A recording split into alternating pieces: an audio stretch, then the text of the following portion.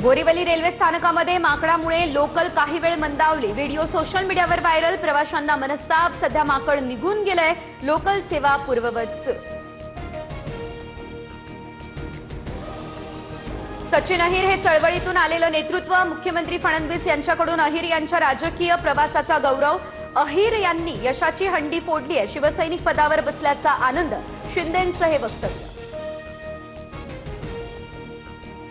मातोश्रीचं समाधान करणं सोपं नसतं, पण परबांचे प्रयत्न। नीलम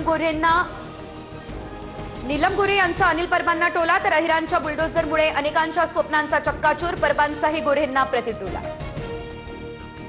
राज्यात खूप गलिच्छ राजकारण सुरू आहे। प्रश्न विकत घेण्याचा नाही, विकल्या जाणाऱ्यांचा आहे। राजकीय फोडाफोडीवर राज ठाकरेंचा संताप। मोदींमुळे भाजप टिकून आहे, सत्ता गेल्यानंतर भाजपला त्रास होईल।